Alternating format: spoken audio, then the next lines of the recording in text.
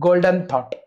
True success in life is not measured by how much you make, but by how much of difference you make.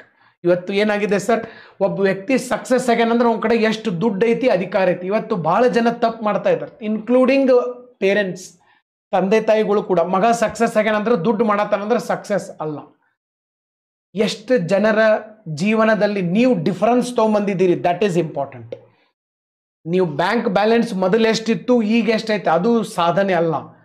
ಇನ್ನೊಬ್ಬರು bank balance ಹೆಚ್ಚಾಗಕ್ಕೆ ನೀವು ಏನು ಕೆಲಸ ಮಾಡಿದ್ದೀರಿ, ಇನ್ನೊಬ್ಬರಿಗೆ job ಸಿಗಬೇಕು, ಇನ್ನೊಬ್ಬರಿಗೆ ಒಳ್ಳೆ ನಾಲೆಜ್ ಕೊಡಕ್ಕೆ ನೀವು ಎಷ್ಟು ಶ್ರಮ ವಹಿಸಿದ್ದೀರಿ, ದಟ್ ಈಸ್ ರಿಯಲ್ ಸಕ್ಸಸ್. ಅರ್ಥ ಆಗ್ತಾ ಇದೆ? ನೀವು ಒಬ್ಬ ಪೊಲೀಸ್ ಆಫೀಸರ್ ಆಗಿ ಸರ್ ದುಡ್ಡು ಮಾಡಿದ್ರೆ ಸಕ್ಸಸ್ ಅಲ್ಲ, ಎಷ್ಟು ಜನರಿಗೆ ನ್ಯಾಯ ಕೊಡಿಸಿದಿರಿ ಅದು ಸಕ್ಸಸ್. ಒಬ್ಬ ಡಾಕ್ಟರ್ ಆಗಿ ಸರ್ ದುಡ್ಡು ಮಾಡಿದ್ರೆ ಸಕ್ಸಸ್ ಅಲ್ಲ, ಎಷ್ಟು ಜನರ ಆರೋಗ್ಯವನ್ನು ಕಾಪಾಡಿದಿರಿ, ಉಳಿಸಿದಿರಿ ಪ್ರಾಣವನ್ನು, ದಟ್ ಈಸ್ ಇಂಪಾರ್ಟೆಂಟ್. ಒಬ್ಬ ಶಿಕ್ಷಕರಾಗಿ ಎಷ್ಟು ದುಡ್ಡು ಮಾಡ್ರಿ ಇಂಪಾರ್ಟೆಂಟ್ ಅಲ್ಲ, ಎಷ್ಟು ವಿದ್ಯಾರ್ಥಿಗಳಿಗೆ ಜ್ಞಾನವನ್ನು ಕೊಟ್ರಿ, ಅದರಿಂದ ಎಷ್ಟು ಜನ ತಮ್ಮ ಜೀವನ ಕಟ್ಕೊಂಡ್ರು, ಅದು important. That is the true success. ಬರೀ ದುಡ್ಡು ಮಾಡೋದನ್ನೇ ಸಕ್ಸಸ್ ಅಲ್ಲ.